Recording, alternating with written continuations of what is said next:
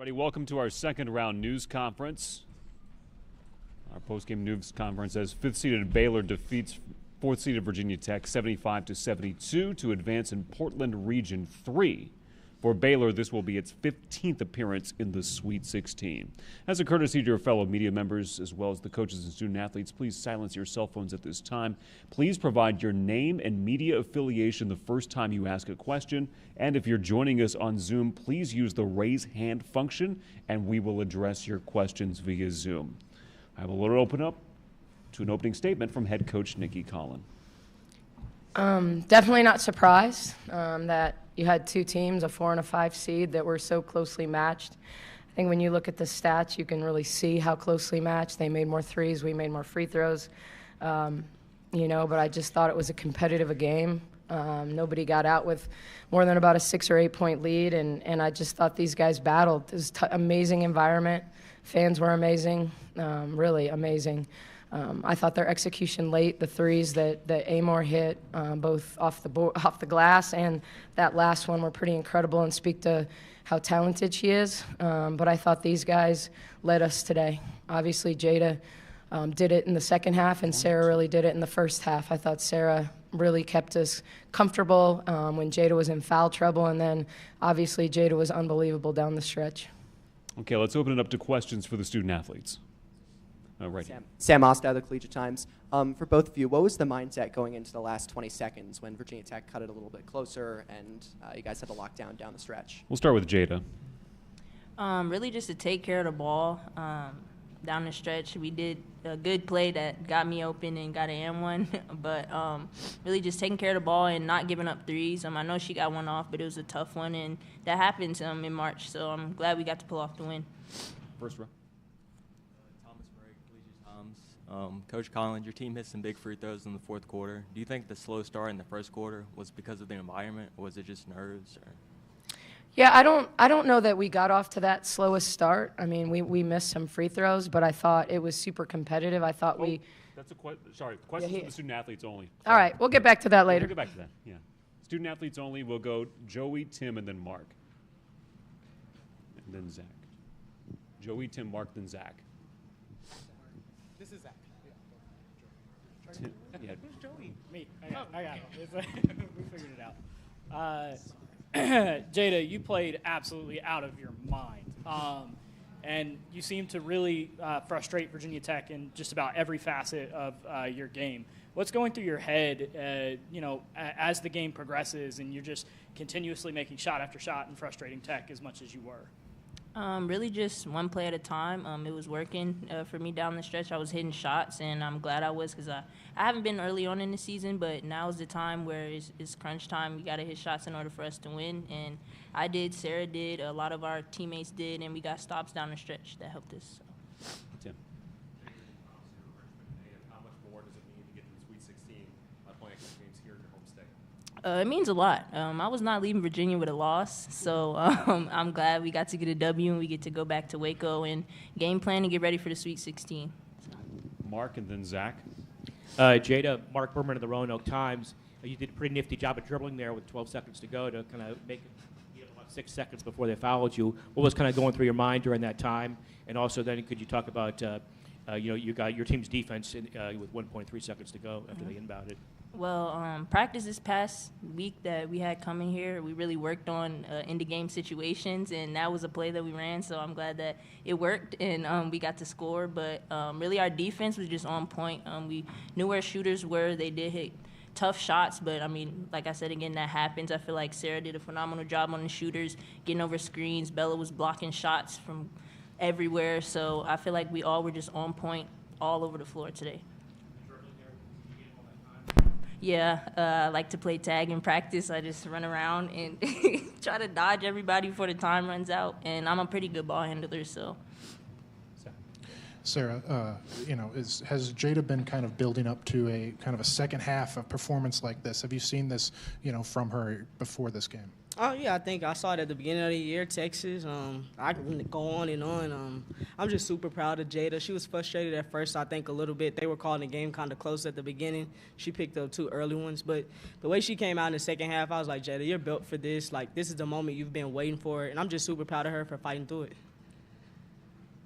Joey and then Zach again. In a game like this where it seems like the referees, if it's even a borderline close to a foul, that they're going to call the foul, what's the strategy that kind of goes through your head in a game like that? You got to make adjustments. You got to see the way that they're calling the game. You got to adjust to it. And we saw that they were calling fouls, and we started attacking downhill. We got some of those same calls, so you just got to make adjustments. And you can't control the whistle. We just got to play. Zach, go ahead. Sarah, again, Coach Cullen mentioned, your first half. I guess how important was it for you personally to kind of start strong and kind of find your shot? That was I felt like really almost the first time that I've seen the ball go through the hoop like that. I think I played at all levels. I finished at the rim. Gonna be better at free throws, but overall, I think me and Jada put together 2 halves. I was like, Jada, I got the first half. Now it's your turn. But no, this team, I think everybody just did a phenomenal job. We never got down. We stuck together even when they went on runs, and we just fed off the crowd energy. Playing in the gym like this, you got to feed off their energy, and we got to silence them, so it was a fun game. Gio. Giovanni Heater, 3304 Sports. Sarah, for you, you played on this team back in 2021 when you beat Virginia Tech in the second round to go to the Sweet 16. Now, as a leader of this team, how are you able to lead in that locker room showing, hey, I know what it takes to advance past the first weekend? Just honestly, when they went on runs, just hearing my voice and telling the team, hey, we're fine. They're a great team. We never not expected them to go on runs. We knew they were going to make threes. They have great players. But us sticking together and communicating, I think, is a thing that we did very well tonight. We took coaching. I was just like, hey, we're fine. We've been here before. Let's just stick together and come out with a W. Last 2 questions, Tim, then Zach. Tim Thomas from the Tech Lunch Bail.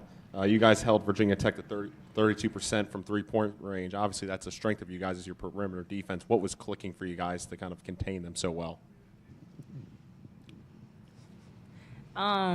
We've been practicing this all week, like I said, chasing people around screens, getting around screens however we can. If we had to switch, Coach Tony was like, switch everything. Just don't let them get an open shot off. If they hit it over your hand, okay, that's going to happen. But at the end of the day, we did what we had to do to stop them from hitting as many threes as winning. So, Jada, do you get nervous? Some of those, free throws at the very end there, the crowd is going crazy and they didn't hit the rim. What's going through your mind? Are you just blacked out at that point? Do you get nervous? A little, but like Sarah told me all throughout the game, I'm made for these moments, and that really gave me confidence to step up there and knock them down and just clear out the noise. We're going to be at home. We're going to be away sometimes, so really just playing through that, playing through the refs, playing through whatever we have to play through to win. So, Jada and Sarah, thank you for your time. Congratulations and best of luck in the second round. The Baylor locker room will be open till approximately 10:53. 10:53 for the Baylor locker room. Let's open it up to questions for Coach Colin. And we'll start with Chad and then Joey. Hey, Coach. Chad Bothering, KWTX over here. Hey, Chad. Hey, what's up? Well, first time for you at Baylor to go to the Sweet 16. How much do you think personally you needed this win? All right, first of all, I haven't been here that long, so you made me feel like I'd been there 10 years. It felt good. I thought, I think knowing we were so close to hosting, you kind of had to get over that, but then you had to embrace this opportunity.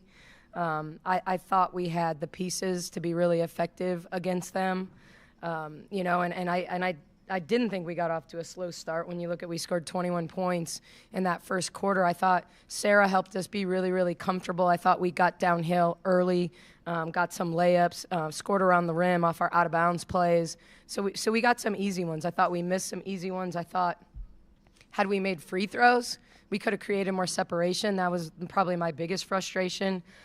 Dre's a really good free throw shooter. Sarah's a really good free throw shooter. But it just feels good to celebrate with that group of girls. Like, we started this journey, in July, really summer school, but when we went overseas and played, and it was all about building camaraderie to get to this point, to win these close games. And, when Georgia's shot banked in, when you play great defense and it banks in, you're like, no, that's not fair. It's really not fair. But I thought we did a good job, and I thought in particular, I didn't make a lot of play calls. I mean, it should have been obvious. Like we were going to get Sarah and we were going to get Jada in ball screens and make them guard us in ball screens. And, you know, we felt like we could really attack, in particular, their fives in ball screens. And I thought we did a good job of that, picking up some fouls on Strack. But I thought we stayed composed. You know, I know everyone thinks I was a little uncomposed, but the reality was I was just frustrated with the lack of, like, information. I'll call it that. Lack of information, you know? We had about 17 clock errors and things like that all of a sudden, that's frustrating. That doesn't usually happen when people are out of timeout. So, you know, I think from that perspective, you know, I just wanted it bad, but I didn't want it for me. It's never been about me at Baylor. It's about these players. It's about this program. You know, it's about competing at a high level, and I've never feared coaching in a big moment. Kenny Brooks is an amazing play caller, and you do fear a one-possession game against him because he's a talented play caller. But I thought our girls did a good job, even down to taking the foul late when we had a foul to give. Okay, Joey. Hi, Coach. Yesterday you had talked about how this isn't, you know, your team playing against 5 people. This is your team playing against 10,005 people. Can you just elaborate on how much the crowd affected you? And then just a second question, and you kind of already alluded to it. You know, it seemed like you were very energetic when it came to talking to the refs. And can you just kind of elaborate more so on kind of what's going through that conversation and kind of, you know, just how that was going? Well, I think there's multiple questions there, obviously. I think the first one, you know, I don't know if Jada was nervous or not, but that's about as loud, I believe, in her life that she's ever had to shoot a free throw there at the end of the game when it was a 1-point game to make it a 3-point game. Like, this place was roaring, and every time they would hit a three, you know, the place would absolutely erupt. And so I think you always feel like you have to be at least 10 points better on the road. And I think crowds affect officials. They're human. I firmly believe that. I think officials are human and the energy of the game, and I firmly believe that was an intentional foul. And I know you don't want to call that late in the game, but that was my belief, that she wrapped her up when she got around her. And so, you know, when it feels like a dangerous play, yeah, I'm going to battle for my kid because I think that's the right play in that situation. And I think that's a tough thing, of course, but you know, you get to the NCAA tournament, and all of a sudden, every time we put our hands, both ways, but it was 5-0 to start the game 3 minutes into the game on fouls, you know, and my point guard, who had 28 points in 26 minutes, was sitting on the bench. So I think I'm pretty sure Kenny would be frustrated if his point guard was sitting on the bench. So I think from that perspective, it's a consistency of calls is all you want, and then you want communication, you know, like, I think those are 3 really good officials. I've had all of them. You know, but I think when it's really loud in there, and you can't communicate with them, I think that can be frustrating. You know, and I think the game, we obviously shot more free throws because we're a team that attacks the basket more. I mean, that's a great 3-point shooting team, and they want to drive it and spray it out to 3-point shooters. And so we knew our advantage was getting to the rim and drawing fouls. So, you know, when the game was called really tic-tac at the beginning, that's frustrating when you're trying to play an aggressive style defense. Okay, Zach, then Mark. Coach, do you think, were you surprised that Jada had a performance like that in her? You know, it's crazy. She's had an unbelievable week of practice. When we went back to kind of the drawing board between the Big 12 tournament and the NCAA announcement, we just spent hours getting shots up. Very little practice time and hours getting shots up, because when we were really good early in the season, our defense was good, but our offense was top 10 in the country and sharing the ball and shooting threes and all that. And I just felt like we'd lost some of our confidence. And I think for Jada, when you looked at when we were 14-0 and you compared that to when we were 10-7, and some of it's level of competition, but included in that was Utah and Texas and Miami and a lot of really good teams. And so, you know, she'd gotten really frustrated with our inability to make open threes. You know, we just told her, take your jump shot. Your jump shot's a layup. Your jump shot's a layup. Mix in, you know, playing off the bounce, getting up 15 feet. And so she's just had really good practices dialed into getting to her jump shot. And so I just thought when she made one, then it was two. And, you know, it just, they kept backing up on her because she's so slippery. If you come up on her, she's going to cross you up and get to the rim. So I thought she did an unbelievable job playing against an All-American point guard. Can you talk about your defense when they inbounded the ball with 1.3 seconds to go? What you feel like helped you guys make it so tough for them to get a shot off? Yeah, I think we got a piece, obviously, which obviously helps. We were switching everything. Certainly, when it was 0.8, you know, it's a totally different than really 1.8. 1.8, you can get a dribble. You can, so, you know, from that perspective, I think, you know, both teams being out of timeouts, you know, I think in that scenario, like we wanted to switch everything out and contest without fouling. You know, you question, you hit a point. Every coach has a philosophy of whether you foul in that situation, whether you don't, but not under 3 seconds, because most of the time the person that catches the ball is going to be moving towards the basket rather than away from the basket. So we just wanted to play high hands, and we got a piece of it. So that was, you know, ultimately I don't know who it was supposed to go to because the ball got tipped. Will Lockwood, the Tech Lunch Pail. You gave Virginia Tech their first home loss since 2022. What kind of goes into your players showcasing that level of togetherness that they did down the stretch to pull off a feat like that? You know, we went into Texas and beat Texas the last 2 years. You know, we played Iowa State close in front of 10,000 fans. You know, we don't do it game in and game out. But, you know, I don't think if you look at our schedule and how we've performed on the road against top 25 teams, we've got a lot of kids that live for these moments, that really enjoy these environments. And I do too. Like, you know, you don't spend 5 years in the pros and not get used to playing in close games and time and score and advance and timeouts and using them and utilizing them and running good plays, you know. And I think, you know, I'm at my happiest when I'm in a competitive game. You know, when we're up big and I'm managing minutes and trying to figure out who to get shots for, that's way more stressful for me than a one-possession game. Because you're trying to keep too many kids happy in that situation. And in this situation, you're focused on one thing and one thing only, getting stops and putting the ball in the basket and how you do it.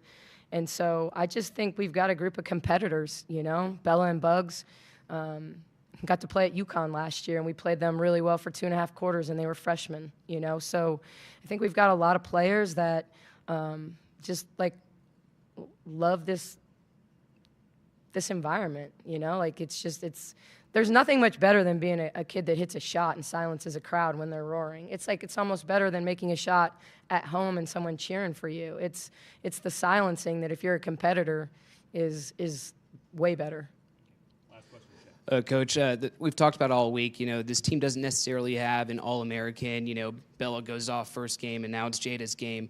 How much of an asset do you think that could be, that quality of your team could be for, you know, this team throughout the rest of the tournament? You know, I think it comes down to, you know, I'm grateful for the kids that believed in me and chose Baylor. You know, every kid on this team chose Baylor, and they chose me, including Sarah, because Sarah chose to stay when she could have gone anywhere.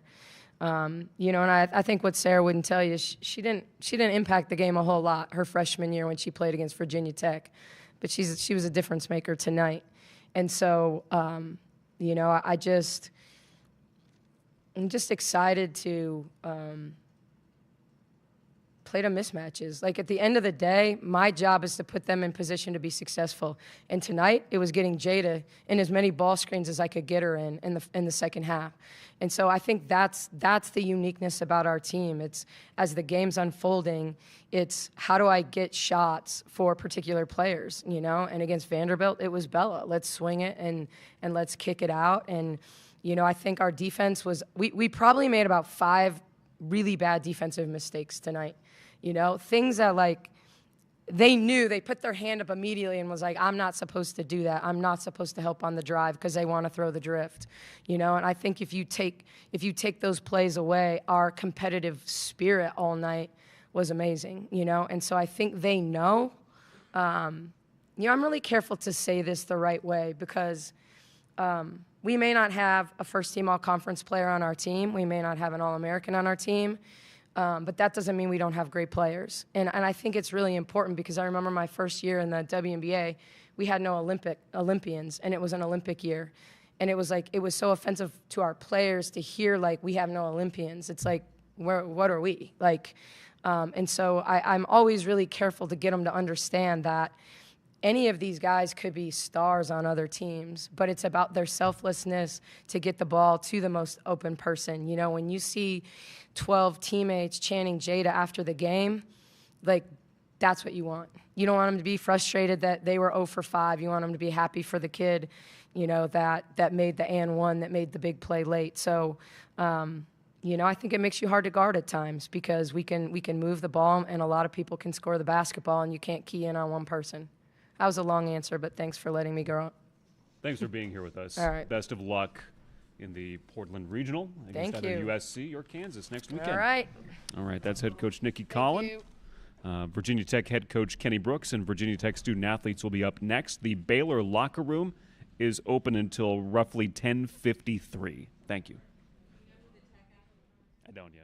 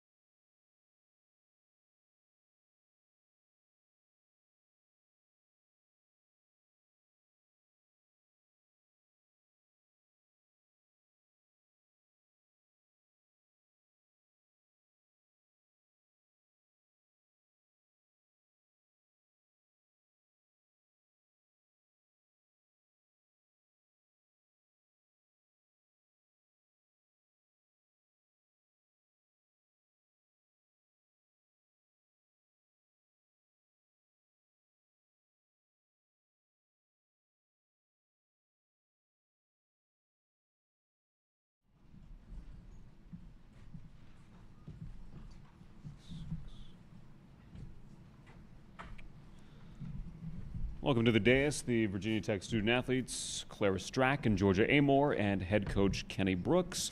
And we will open it up to Coach Brooks for an opening statement. Congratulations to Baylor. Played a little bit better than we did tonight. And that's what this thing is all about, to survive and advance. So, but super proud of my kids.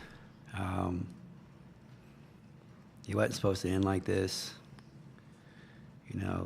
Liz Kitley's supposed to be on the floor for us, helping fight to help us advance to the next round. And our kids could have very well hung their heads in all the dismay at the time when it happened, but they didn't. They kept their focus. They locked in. They reinvented themselves. They had to reinvent themselves again, and we didn't lose because of lack of effort tonight. We didn't always play great. We had some spells and some things happened and didn't go our way, but very proud of them and their effort. To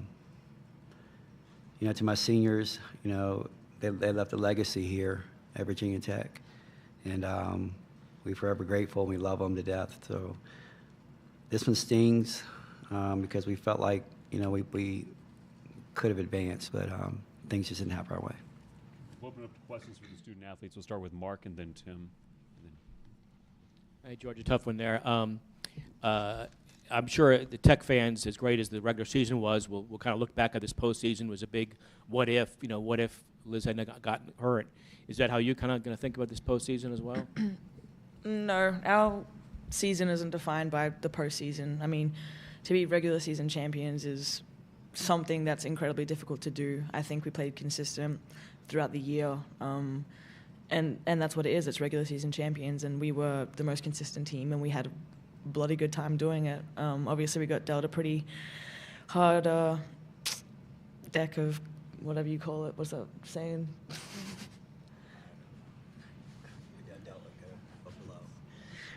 We got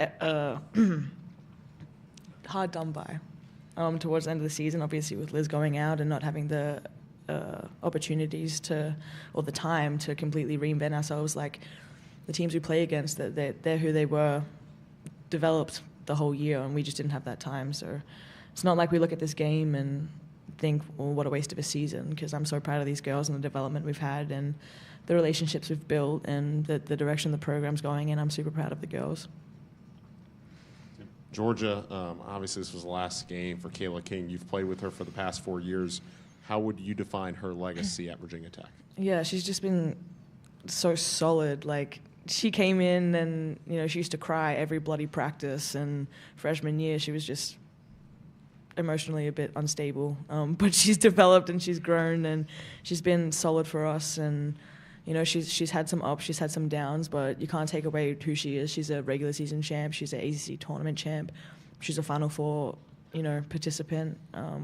Her career here has been nothing short of amazing, and I hope that when she looks back, she doesn't look back at this game. She looks at her whole 4 years, because she's the epitome of, trusting the process. Bradley Winterling, 3304 Sports. Seems like we kind of talk about this after every home game, but I wanted to get your guys' kind of thoughts at the end of the season here, like what Cassell has meant to you, like reflecting on your time playing here. I would say I think Cassell's just amazing. The fans that we have that show up every game, no matter who we're playing, is just, it's so special to have here and to have them behind us all the time. Can you kind of speak to your confidence level compared to earlier in this season? You just had your first career double-double tonight, and it just seems like your emergence has been one of the, obviously, the key parts of this team. Just kind of compare what level of confidence you're feeling now in the past couple weeks in this emergence versus what it was at the beginning of the year. Yeah, I would say that I definitely gained a lot of confidence throughout the season. That's going to happen as you play no matter what. But I think knowing that I had to gain that level of confidence, knowing I had to play like who I am and be who I am out there, I think that's what really just like pushed me over, like to have that confidence. Sam Osta, the Collegiate Times. What was the mentality going into the last 20 seconds when you were down and cutting it close? I mean, it's March. Like, anything can happen. There's still plenty of time, and there's still the ability to hit shots. We've seen it all the time, and I think, yeah. I mean, I don't think any of us were thinking negatively or anything like that. So. Colby Crawford, VT Scoop. What was the defensive look you guys got on that final inbounds play that kind of caused that chaos on the inbounds? I can't really remember. Sorry, I was setting up a screen. Georgia, let me ask you the same question I asked Liz at the end of the Final Four press conference a year ago. If this is your last game, how will you remember your Virginia Tech career? Had a time. I came here and I was not good, couldn't shoot, probably a little too overweight, probably too slow, had too much fun, had to get reeled in. But I got here and it was the perfect place for me to settle in and, kind of not control myself, but lock in on basketball is the perfect place to do that. I came here and I trusted Coach Brooks 110%, even when I didn't trust in myself. And it's paid off immensely. I couldn't be more grateful for our time together. And I think, being a foreigner, I come over to America, and America's fun, but Blacksburg is the place where I've developed. And it's kind of like my home away from home, and I couldn't be more appreciative of how it's transformed me as not only a basketball player, but as a person. And that's because I've surrounded myself with great people. And I truly think that I came out of high school, I had 4 offers or whatever. I took 2 visits, and one of them just happened to be here, and that's a blessing in disguise. And I didn't know at that time how it would play out, but I took the chance, and I'm very, very grateful that I did because, you know, I've got him for life now, so I've loved it, and I couldn't be more grateful. David, then Joey. David Cunningham, Tech Sideline. Clara, what has it meant to you to play with Georgia, to play with Liz, to play with Kayla? How will you remember your time playing with them, and what are some of your favorite memories of them? Yeah, I mean, all three of them are amazing, obviously basketball players, but they're also amazing people. All three of them have taught me like so many things about, honestly, life in general. I don't think that I could have played these past 2 games the way I did without Liz's guidance through the year. She's helped me so much, developed me so much in so many ways. She's always been my biggest supporter and teacher at the same time. So, Joey with Legacy Maker Sports Network. I can't help but notice Kenny's face as you guys are talking.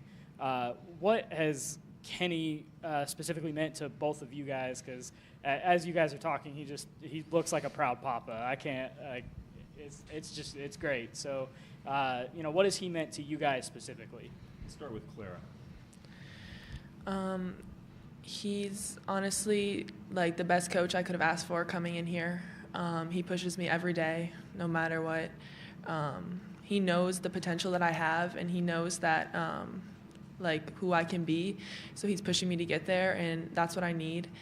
And I would say that he just cares so much about every one of us that he's really just like the best coach that I could have came here and gotten. Yeah, we'd be here for 2 hours if I said everything I had in my mind right now. So just to sum it up, like, this is my second dad. Seriously, like, basketball, all of that, but, like, off court, like, I am fearful that we are the same person. Like, I'm a 23-year-old woman, and I think I act a little too much like him, but that's my dad. Like, that's my second dad. That's my American dad, and we've been through some tough times, and we've been through some great times, and it's a relationship that I'll cherish for the rest of my life. And I know that I always have him, and I love him to death. Clara and Georgia, congratulations on a great season. Thanks for joining us. The Virginia Tech locker room will be open until roughly 11:15. It's 11:15 for the Virginia Tech locker room. We will now open it up to questions for Coach Brooks. We'll start with Mark, and then we'll work our way through. Kenny, obviously, this is the end of the Liz and Kayla era. I don't know if it's going to be the end of Georgia or not, or heck for you or not. So how will you remember this chapter of Tech basketball? The most amazing stretch of my coaching career, and not only just because of the championships we won, but those three, they're incredible people. I couldn't have asked for better people to come in here and transform this program. You can be a great player, but if you don't have the mentality, the work ethic, and the ability to lead people, and when I say lead, I mean they lead our program, but they also help lead this community. The effect that they've had on this community, not only young people, old people, that they've made a lot of people women's basketball fans here at Virginia Tech, and sometimes when you get players of that caliber, sometimes you have to sacrifice a little bit. You have to sacrifice maybe integrity. But those kids are the full package. They're great kids. And what they've done for this program, this community, for me, you can't even put it into words, and that's how special they are.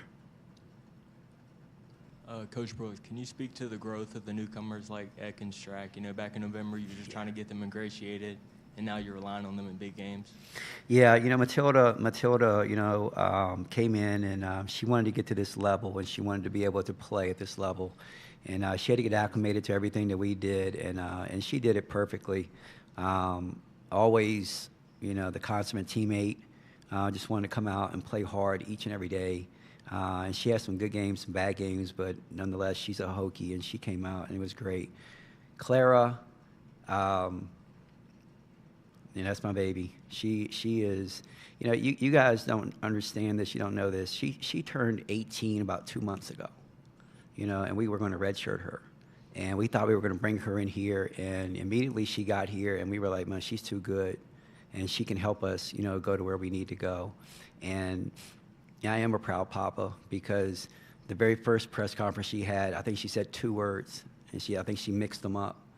And then she comes up here now, and she's watching Liz, and she's watching each and every one of the kids in our program and learning how to represent our program. And she's a star, man. She's going to be a star. And what you saw tonight, it takes a lot for a freshman who has not played a prominent role all year long to come on this stage in front of this crowd with everything at stake to perform like she did. And I was very, very proud of her. Coach, just some more about Matilda Eck with her struggling those last 3 games, and then what she was able to do this weekend, 16 points in the second half today. What can you say about what she was able to do in these 2 games? She has a heart of a lion. She comes out, and she hurt bad when she had those 3 straight games where she didn't score. And she asked me could we meet, and it was so funny because I don't even know what we talked about. But it was just being in the presence, and she knew that I trusted her, and she came out, and she had a different look in her eye, and because she wants to be, she wants to help the team win, and I thought she played exceptionally well this weekend, and very proud of her, very happy for her to be able to experience this. How important is the culture and kind of the leadership that Liz and Kayla, and whether Georgia returns or not, Georgia have set for the next generation in terms of kind of keeping this standard up in terms of the success that Virginia Tech has had? It's everything. And like I mentioned before, there are a lot of talented players across the country, but the way that they've gone about their business, and the young players are watching them, and they're emulating what they do. And sometimes you just do the extra. You go the extra mile just because, well, Liz and Georgia and Kayla did it, so I guess we're supposed to do it as well. Liz and Georgia, are All-Americans, and they work as hard. They're in the gym, more than anyone. And when the others see that, they're like, okay, I better get in the gym as well.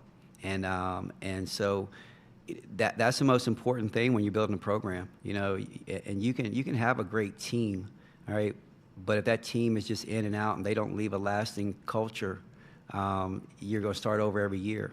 These young kids right now, they're learning, and they're going to do the same things. They're going to emulate the same things. They're going to say the same things that Liz, Georgia, and Kayla did, and that's how you build a program. Mark the Navy. Kenny, as far as the game, a couple questions on the last 12 seconds. Obviously, Walker got the ball with 12 seconds to go, and what made it so tough for you guys to? It took about 6 seconds for you guys to catch up to her to foul her, and obviously that would have given you more time for that last play. Yeah. What did you drop for that last 1.3 seconds there? Well, at first we were out of timeouts, and it was 2 plays right in a row where she took a lot of time off the clock, and the reason she took a lot of time off the clock is because she's very elusive. And we were actually switching, and we actually got Olivia on her, so it took a little bit longer for us to come up with the foul. We tried to switch the matchup so that Olivia would not be the one who was chasing her, but it was so, ironically, it was so loud in there they couldn't hear me. And so she was able to take a lot of time off the clock. I think it took it to 5.9. And then on the inbounds play, we didn't have a timeout again. And it took a long time for them to look at it, because at first when we drew up the play that we had 0.8 seconds left. The kids walked out, and I think they gave us 1.3. And I don't know if we tried to relay it that we had 1.3. The one thing I haven't seen yet, I didn't know if the ball got tipped when they inbounded the ball. All right, so that's why Georgia shot the ball the way she did, because I thought she had a little bit more time, but I couldn't tell if the ball was tipped or not. So, but I think we would have gotten a good look, but we just couldn't deliver. We couldn't execute the play because I think the inbounder was big on Carly. But I thought we had a good look. We were going for Tilly to shoot a 3, and we just didn't execute it. Kenny, you mentioned Walker and her elusiveness there at the end, just throughout the entire second half. Yeah. It seems like she was a pretty big handful. How troubling was her quickness just overall? Yeah, I think she averages 7.5 points a game, and she came down, and she was big in the second half. She hit a lot of those little mid-range, got to the basket, finished a couple of the layups. We probably let her get downhill a little bit too much. We were supposed to be going under the screen and make her shoot from deep. but we got clipped a couple times out front, and she got it going downhill against our bigs and created some problems. But she hit some big shots, those mid-range shots that I'm assuming this is one of her better games that she's played this year. But you know, she stepped up for them, and she was a big reason why they won the basketball game. Kenny, you guys shot 32% from three-point range tonight. I know Baylor's a great defensive team on the perimeter. How much was it their defense, and how much was it just shots that might normally fall, just not falling tonight? You know, I mean, if you ask Nikki, she'll say it's their defense. If you ask me, I'll say we missed shots. I just think, I mean, especially not seeing, not watching film yet, but I thought we got some good looks. We just didn't knock some of them down. But that's this time of the year, you have to make shots. I thought we got some of the looks. And they contested some of the ones we took. They actually even blocked a couple of them. But I thought we got some good looks, and we just didn't connect on them. David Cunningham, Tech Sideline. Kenny, you said this was has been the most amazing stretch of your career. When, you know, I know you have a lake house that you go to every summer. When you have a chance to go there and reflect on this, how do you think you'll remember this season? Well, I probably won't. I'll probably be 75 before I can sit back and reflect on it, because of the nature of college basketball now is, you know, tonight I'll be recruiting, you know, in the portal, you know, and you got to try to make sure that, you know, you're managing your roster, you know, and it's a little bit unfortunate, but that's a little bit of a stretch. But I will remember this this group. They're like my daughters, and like Georgia said, you know, we're connected for life, just because of the things that we went through. Because, you know, when I got here, I think we were picked 14th in the ACC my first year, 13th to 14th, and to get this program to where it is, and you know, that building is loud. You know, it wasn't just because it was, you know, an NCAA game. It was people there, you know, trying to make a good team great. And, you know, a lot of that has to do with, you know, the kids that we talked about earlier and what they've done and how they've represented. And, you know, this is a passionate fan base, and they will support you. And, you know, all that combined, you know, I still walk by. I have basketballs in my house that say Final Four, and I mean, I still have to pinch myself, like, that was us. You know, we were there, and we belong there. And, you know, and if it weren't, you know, I know injuries are part of it, you know, but I promise you, if it weren't for Liz going down, I thought we were poised to make another run. You know, we were on a stretch, man. We won 10 straight ACC games, and we had a bad game at Notre Dame, but we were ACC regular season champions with a chance to regroup and go into the tournament. And then Liz's unfortunate situation just kind of derailed, you know, us a little bit, and we had to try to reinvent ourselves. But it's a part of it, but, you know, these kids are special, and I'll always remember the ride that they took us all on. Coach Brooks, thank you for your time. Congratulations on a great season. We'll see you guys. back in the dance. Just a reminder, the Virginia Tech locker room will be open for another 10 minutes. 10 more minutes on the Virginia Tech locker room. Hammond Communications will post a recording of this press conference in the NCAA Digital Media Hub at ncaa.veritone.com. Transcripts are provided by ASAP and will be posted shortly. Good night from Blacksburg.